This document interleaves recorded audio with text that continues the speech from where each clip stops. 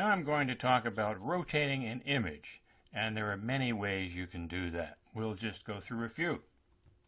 Here's a shot I took of the Hudson River, the Hudson Lighthouse, and it was cold, and I thought I had it leveled, but I think it's just a tiny bit off. Now, how can you tell?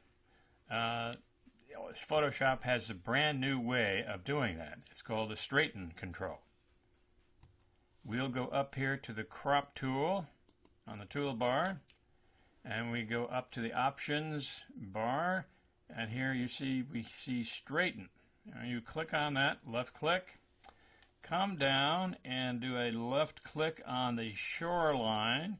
Don't let go, just drag it as far. You don't have to go the whole way. You can go through objects as long as you think that's on a level. Okay, you let go, and bingo, it straightens it out. I knew it was just a tiny bit off, but my fingers were cold. I wanted to get home, and there we are. Now, of course, we have to crop the image because the image is tilted. You see what happens in the new version of Photoshop. They don't tilt the viewer, they tilt the image behind you. So you just pull up and down until you're close to the edge there. I could come out a little more. Let's try that. See, no, I'm out a little too far. Come in, and then let's look at the bottom.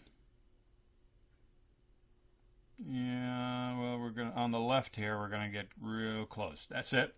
Okay, and I deselect by hitting my move tool and hit crop.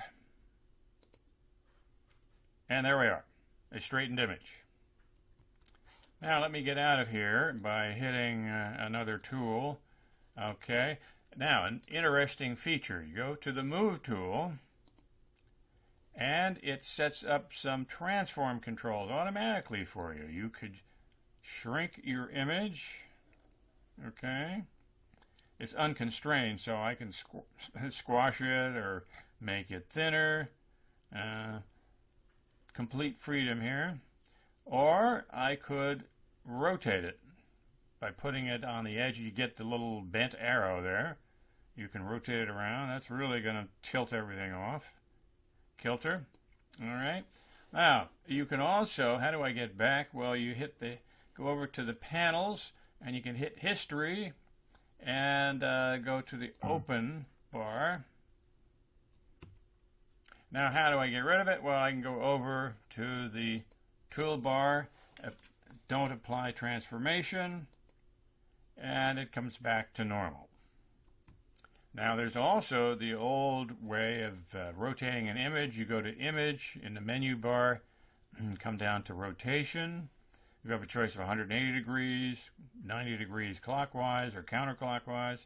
Arbitrary, you can put in a fraction of a degree. You could flip it, if you don't like this view, flip it horizontal. And there you are. You could flip it vertical. Here we go. And look what's happening in our history panel. If you click on one of the prior layers, you go back as far as you want. Gives you more freedom.